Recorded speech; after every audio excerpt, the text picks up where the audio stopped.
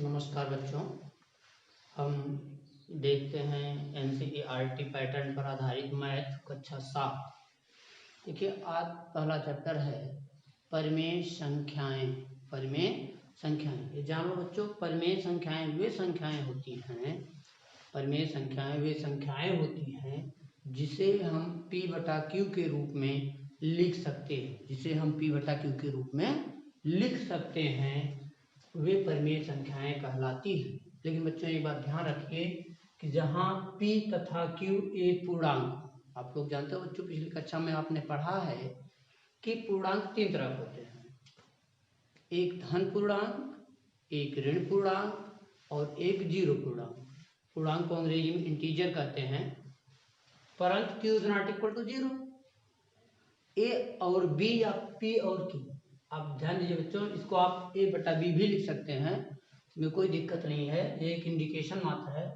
p तथा q एक पूर्णांक हो परंतु q is not equal to zero हो, अर्थात वह पूर्णांक का जो हर है, जो आप लिखेंगे परिमेय संख्या के रूप में p बटा q के रूप में, उसका जो हर है वो जीरो नहीं होना चाहिए। जैसे आप देखिए बच्चों, 4/5 ऋण 6/7 9/2 9/2। चलिए इस पर हम एक सवाल लेते हैं बच्चों। देखिए, प्रत्येक को परिमेय संख्या p बटा q के रूप में लिखिए जहां p तथा q दोनों पूर्णांक हों। p तथा q दोनों पूर्णांक हों। देखिए लिखा है 3/5। क्या लिखा बच्चों? 3/5। 3/5 का मतलब हुआ 3/5। 3/5 खा वाले में 5 तथा आधा, यानी कि 5 पूरा आधा 1/2। इसको आप लिख सकते हैं बच्चों 2 पंचे 10 1 11, 11/2 लिख सकते हैं। और 23, देखिए 23 पूर्णांक है, इसका कोई बटा नहीं दिया। देखिए जैसे इसमें दिया था 3/5, 5 तथा आधा, इस तरह से इसमें कोई ऐसी संख्या नहीं है इसका हम हर एक कर देंगे। क्या करेंगे? हर एक कर सकते हैं। हर एक संख्या, जितनी भी संख्याएं हैं, प्राकृतिक हैं, पूर्णांक हैं, आप कर लीजिए, जो भी पूर्णांक संख्याएं हैं सबका हर हम एक लिख सकते हैं। जैसे ये 0 है बेटा, तो 0 1। आप कतई भूल ना करिए, यहाँ जो कहा गया q is not equal to zero, यहाँ q हर है। क्यों क्या है बेटा? q हर है, तो हर जीरो नहीं होना चाहिए, अंश भले ही जीरो हो जाए।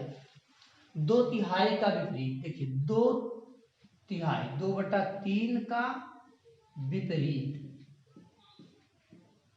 विपरीत क्या है बच्चों? विपरीत का मतलब होता है उल्टा। उल्टा क्या है? जो नीचे है उसको आप ऊपर कर दीजिए।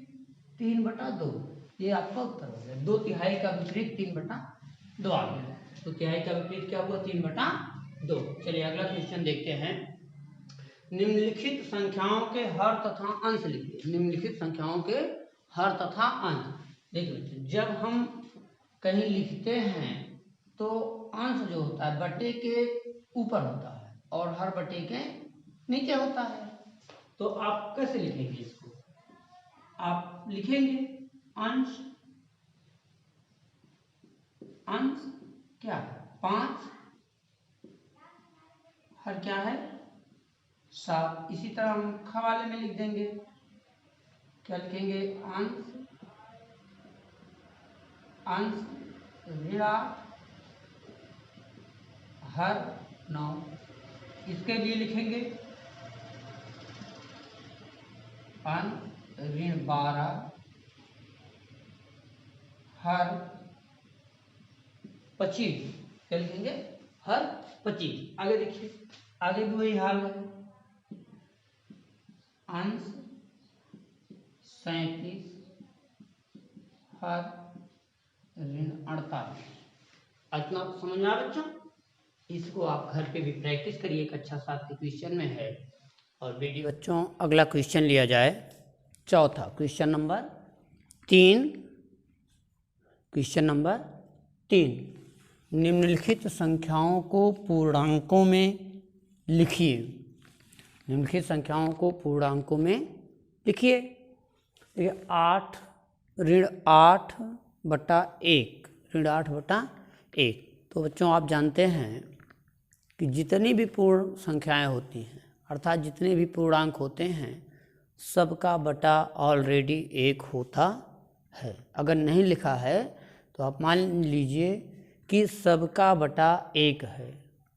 जब सबका बटा 1 है तो पूर्णांकों में लिखना है हमको। किस में लिखना है बच्चों? पूर्णांकों में। जब पूर्णांकों में लिखना है और सबका बटा 1 है तो हम इसका बटा 1 जो है उसी को हटा दें, तो आपका उत्तर क्या हो गया? 8 हो गया। क्या हो गया? 39, 25, 0, 33। इसी तरह जितनी भी संख्याएं हो, चाहे जितनी परिमेय संख्या हो, अगर उसका बटा 1 है तो उसको आप हटा दीजिए तो आपका वो पूर्ण संख्या बन जाएगा। वो आपका क्या बन जाएगा? पूर्ण संख्या बन जाएगी। चलिए क्वेश्चन नंबर 4 लेते हैं। निम्नलिखित पूर्णांकों को परिमेय संख्या के रूप में लिखिए। अभी जैसे ऊपर क्वेश्चन नंबर 3 में आपने पढ़ा कि सबका बटा 1 था, तो आपने क्या किया? बटा को हटा दिया और वो किस में बदल गया? पूर्णांकों में। तो इसने भी क्वेश्चन नंबर 4 में इसने आपको क्या दिया है? बटा हटा कर दिया और आपको कह रहा है परिमेय रूप में लिखिए, अर्थात ये पूर्णांक में दिया है, आपको परिमेय में लिखना है। तो आप क्या करेंगे? आप इसमें बटा 1 लगा दीजिए, तो 20 बटा 1, 35 बटा 1, 0 बटा 1, ऋण 313 बटा 1 और 412 बटा 1 आधा आधा। इस तरह जितनी भी संख्याएं हैं सबको आप परिमेय है तो पूर्णांकों में बदल सकते हैं अगर बटा 1 है तो, और अगर पूर्णांक है तो उसे आप परिमेय में बदल सकते हैं।